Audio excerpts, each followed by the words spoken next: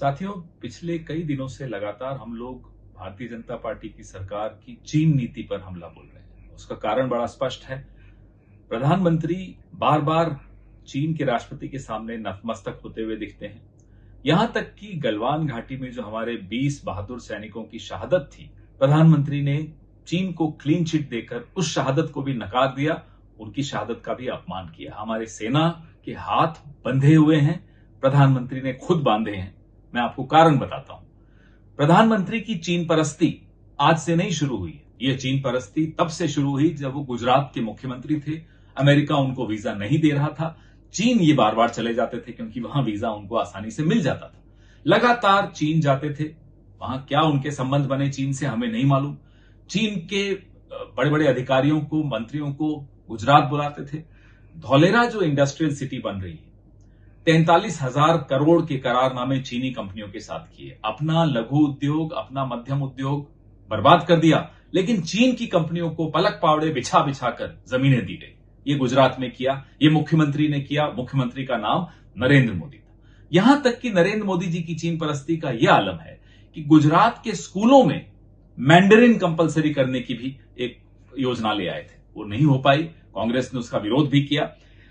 Bharatiya Janata party के नेता, 13 नेता चीन कम्युनिस्ट पार्टी के स्कूल, जिसको पार्टी स्कूल कहा जाता है, वहां पढ़ने गए। 2014 में गए। क्या पढ़ के आए हमें नहीं मालूम। क्यों इतनी करीबी, कितनी घनिष्ठता चीन के साथ, हमें नहीं मालूम। मैं आपको एक और बात बताना चाहता हूं। ये बार बार कांग्रेस के विषय में बात करते हैं।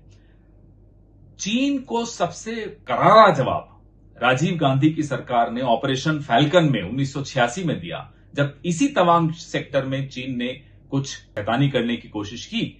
उस वक्त जनरल सुंदर जी थे। राजीव जी और जनरल सुंदर जी भी अच्छी टीम थी। राजीव गांधी की सरकार ने फौज के हाथ नहीं बांधे हुए थे। ऑपरेशन फैल्कन हुआ। ऑपरेशन फैल्कन जब हुआ, चीन घबराहट के मारे नेगोशिएटिंग टेबल पर आया। फ्लैग मीट हुई, नहीं तो वो फ्लैग मीट भी नहीं होनी थी। फ्लैग मीट के बाद चीन पीछे हटा। पीछे हटने के बाद राजीव गांधी ने उस मौके का पूरा फायदा उठाकर अरुणाचल प्रदेश को एक राज्य घोषित किया। यह होता है राजनीतिक इच्छा शक्ति। आज की तरह नहीं, मुंह खोला तो क्लीन चिट दिया, अन्यथा मुंह ही बंद रखा चीन पर। ये चीन से घबराहट प्रधानमंत्री की, इसके पीछे कोई राज है। वो राज क्या है, ये पूरा देश जानना चाहता है। आप चीन के आगे नतमस्तक क्यों हो जाते हो? आप चीन के आगे घबरा क्यों जाते हो? आप क्यों चीनी कंपनियां, वो भी ब्लैकलिस्टेड चीनी कंपनियों को ठेके दे देते हो? आपका क्या रिश्ता है चीन से? ये हम बार बार पूछते हैं। इसलिए पूछते हैं क्योंकि कुछ तो है जो आप छिपा रहे हो, कुछ तो है जो चीन को पता है और हमें नहीं पता। इनका एक बहाना है कि हम बॉर्डर पे इंफ्रास्ट्रक्चर मजबूत कर रहे हैं, इसलिए चीन परेशान हो रहा है। माफ कीजिएगा, बॉर्डर पे इंफ्रास्ट्रक्चर मजबूत करने का पहला कदम 7th प्लान में 1986 में राजीव गांधी की सरकार ने उठाया था, जब BADP लॉन्च किया गया था। तब से अब तक लगातार हर सरकार ने बॉर्डर इंफ्रास्ट्रक्चर को मजबूती दी है। मनमोहन सिंह सरकार ने 2000 किलोमीटर लंबा ट्रांस अरुणाचल हाईवे की शुरुआत उस सरकार ने की थी। ईटानगर रेलवे स्टेशन किसने कंप्लीट किया? मनमोहन सिंह सरकार ने बनाया था। 6 एडवांस लैंडिंग किसने बनाए? मनमोहन सिंह सरकार ने बनाए। अरुणाचल प्रदेश में इतने लैंडिंग फैसिलिटीज जो दी हैं, वो मनमोहन सिंह सरकार ने दी है। तो ये कह देना कि मोदी सरकार ने जो सबसे बड़ा धोखा किया भारत की सेना के साथ, वो है माउंटेन स्ट्राइक कोर को रोक देना। Mountain strike corps Congress party की देन थी, मनमोहन सिंह सरकार की देन थी। चीन इससे घबरा रहा था।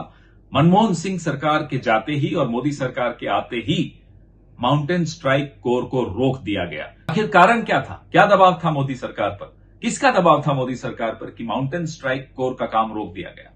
क्यों उसको आपने बजट नहीं सैंक्शन किया? क्यों आपने उसको एकदम ठंडे बस्ते में डाल दिया?